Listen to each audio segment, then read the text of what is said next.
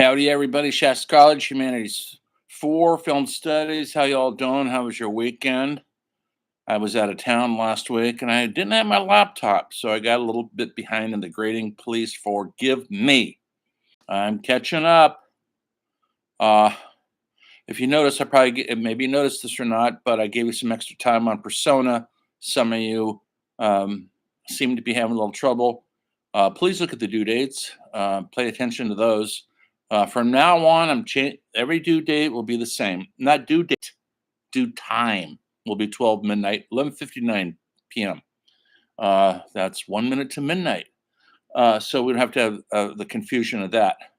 Um, yeah, Persona is a difficult film. That's why I wanted you guys to look at it and to try to get your analytical thinking caps on. I know I said this the other day, but I'm saying it again.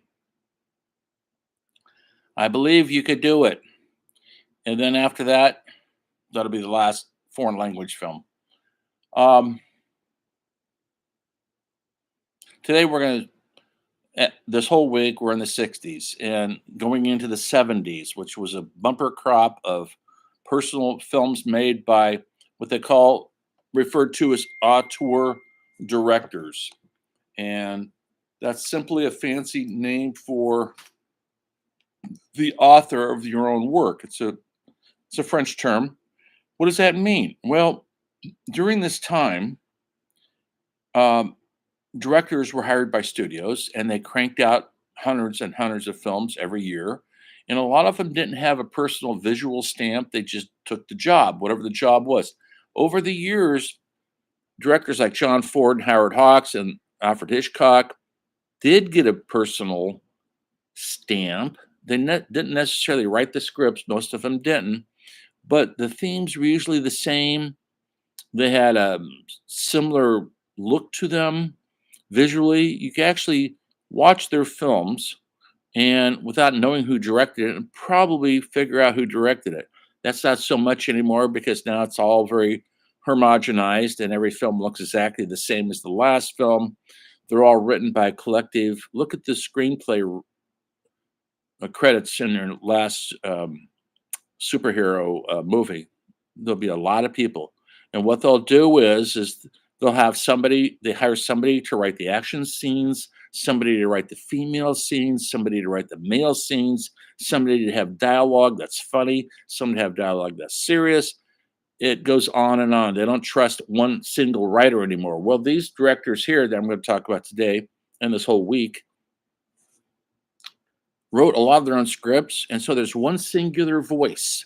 And that means the film's going to have a voice. You're going to notice who the author is.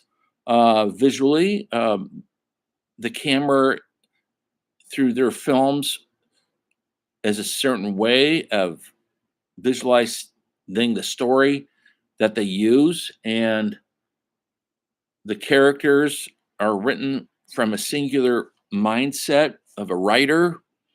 And so there's 3 or 4 films that really started this whole revolution. I think I mentioned some of them already, and I'm going to talk about them again right now.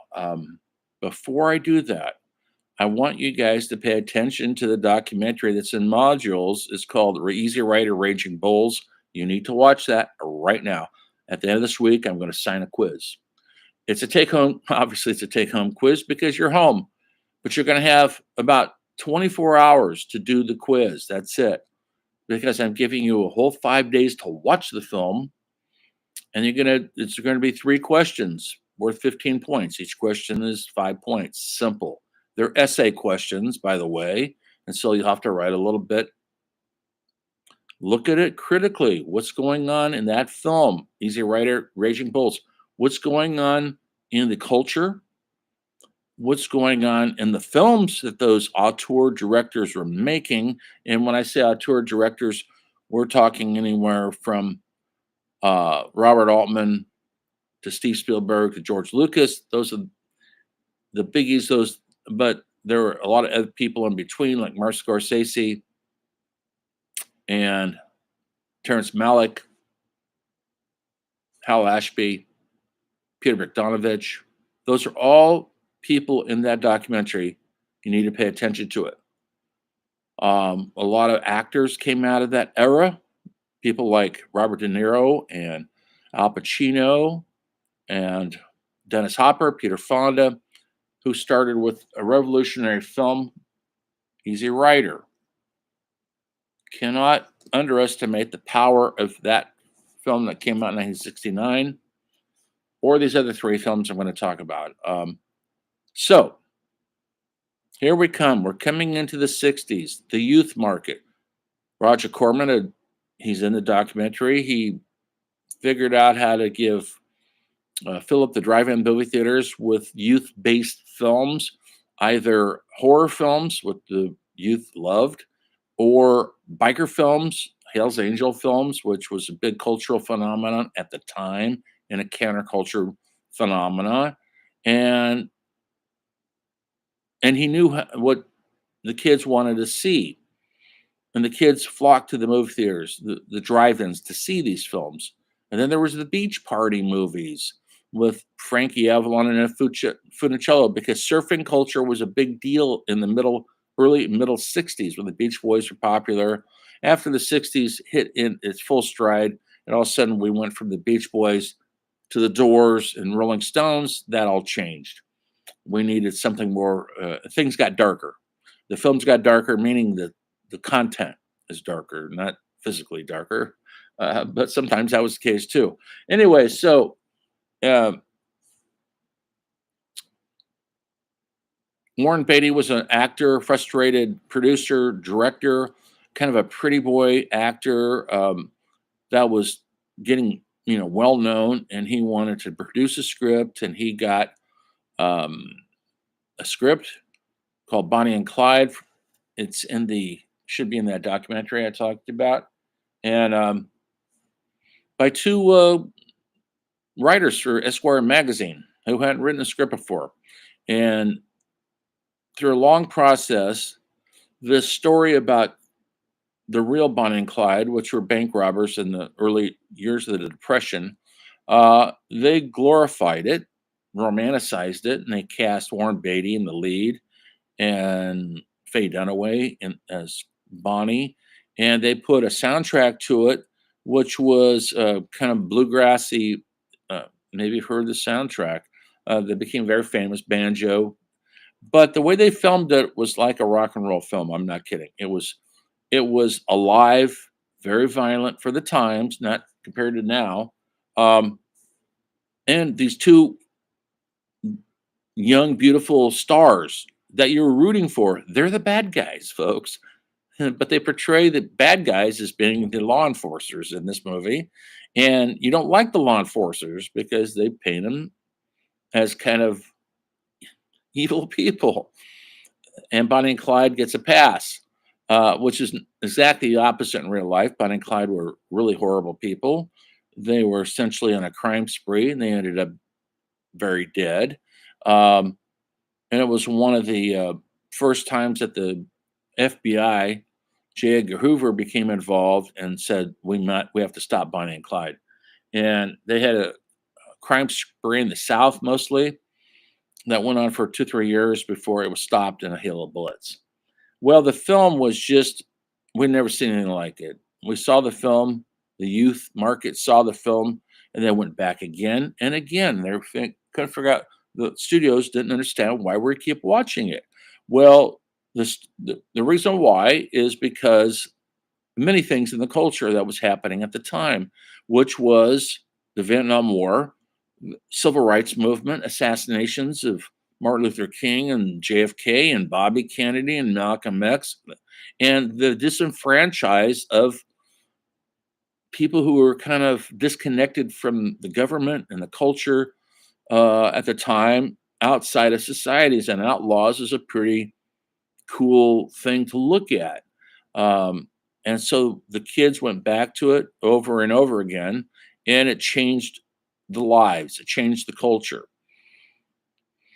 Robert Penn, not Robert Penn, but Arthur Penn directed it, and he was an outsider director, but he was not part of this auteur director. He had directed some uh, other movies like Mickey One and other films in his early days as a Playhouse 90 director, which is a television thing in the late 50s.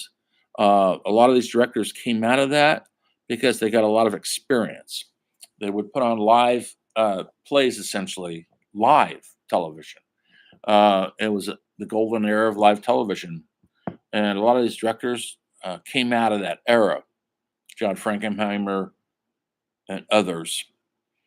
But these directors here were just getting their feet wet in this new cultural climate. And the studios were kind of open to it because they were desperately looking for how to get kids to see the movies. They were producing movies nobody cared about. Hello Dolly, Dr. Dolittle. They were bombs at the box office because kids were just going, it's old, it's corny, it's for the blue hairs. That means the old people. And they didn't know how to handle this new youth culture. They were confused by it all. But once a movie starts making money, Hollywood perks up. Money is their cachet, not art, folks. But these films were artistic, and they're very much based on the French New Wave, Italian neorealism, because these filmmakers were looking at those films. They were studying those films. And they were got a chance to make their own films. Another film that came out 1967 was The Graduate. Mike Nichols, who was a director from Broadway, really directed Neil Simon plays, but he directed a great movie, his first movie, Who's Afraid of Virginia Woolf, by Edward Albee, the playwright, with Elizabeth Taylor. Richard Burton, black and white masterpiece. That was his first movie, and it's such a supreme work of art and performance and creativity. So he got a second film, The Graduate, which was based on a novel about a college student getting out of college and not knowing what to do with his life. And he falls in love. He has a sex affair with an older woman, a bored older woman, wealthy, who doesn't is just bored with her life and her husband and everything else. And he's a young guy, and he's doesn't matter that she's not his age because it's all about sex. Well, he meets her daughter and he falls in love with her. And now it's more than about sex, it's about love. And he wants to date the daughter. And there goes the conflict. Now the graduate is living this double life at night. He's having an affair with the mother. He wants to have an affair with the daughter. It's going to end up badly, folks. But the daughter finds out about the affair, and the mother makes up a story that she was raped by this guy, and it wasn't her fault that she was having an affair with him. To try to break up the couple, the daughter runs off with a guy who's going to be a doctor. The good catch type of mate every parent wants for their daughter, or maybe their sons too. I don't know. And she's going to run off and get married to this guy. Well, Dustin Hoffman, who was a 28-year-old actor at the time, playing this character, this driven, obsessed character, follows them to the wedding and breaks up the entire wedding and kind of kidnaps her. She wants to go. And it ends in the bus, them fleeing the wedding. And it ends on an ambiguous note. They're in the bus. You think they're going to have a happy, swell life together. And there's this shot of them kind of looking sad and lonely, like, okay, now what? And that's the brilliance of that film. Now what? It was a film that was huge at the box office, had a great soundtrack by Simon and Garfunkel that became hugely famous. Sound of Silence, Scarborough Fair, Mrs. Robinson were all in that movie. And so now we have the pop culture and the pop music coming together. In Easy Rider, they used pop music for the first time. popular songs at the time from bands like Steppenwolf, the band, so many others I can't name right offhand. Uh, the Birds. Anyway, so the kids are really relating to what they're seeing up on the screen and the music, which really helps. And the adults are kind of taken back by it, but Hollywood sees that these movies are making, when I say Hollywood, I'm talking about studio bosses. They're seeing that these are making money. And so maybe they should listen to these young directors when they come into the and pitch their ideas. These auteur directors, what auteur means is the author of their own work. You don't see that too much anymore. There's some auteur directors working right now: Christopher Nolan, Quentin Tarantino, Tim Burton. You know what their films look like. You know what they sound like. That's why you maybe go to them, or maybe you try to avoid them because, or Wes Anderson's another one. You know what kind of film it's going to be, what it's going to look like. That either you either like it or you don't. So many films come out, you don't know who directed it. It doesn't have a personal visual stamp or a stamp on the writing. It's kind of generic, and that's become the popular norm in Hollywood. Well, this revolution that took place in the late 60s went into the early 70s until the late 70s was the auteur director storming the gates of Hollywood. And these films made money. Are they making money like Star Wars? No, but they're making a profit, and that's enough right now. They're getting the youth into the movie theaters. The parents are staying home anyway. They're watching TV. So it wasn't aimed at them. Another film that came out during this time, of course, was Easy Rider. Maybe I mentioned this already. It's in the film. They cover it pretty good. It was written and directed by Dennis Hopper, Peter Fonda, uh, and acted by them. Two drug-dealing bikers make a big cocaine score. They get a lot of money, and then they go to Mardi Gras, New Orleans, to kind of celebrate the good life. And of course, they're killed for their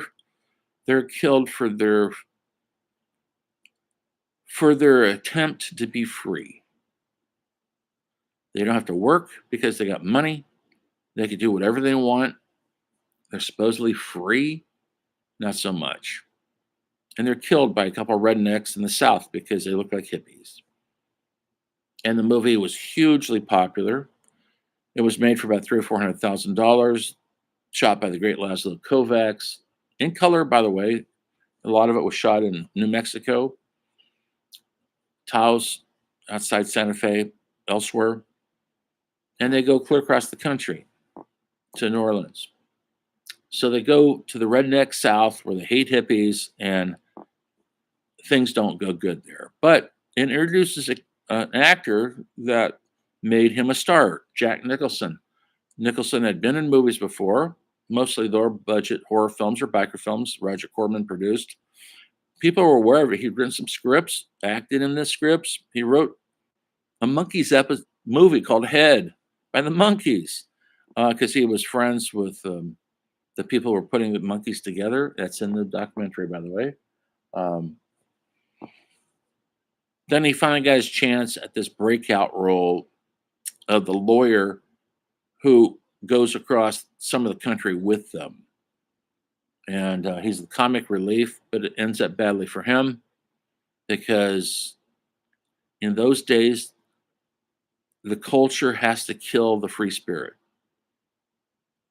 And it was a hard pill to swallow. Hugely successful.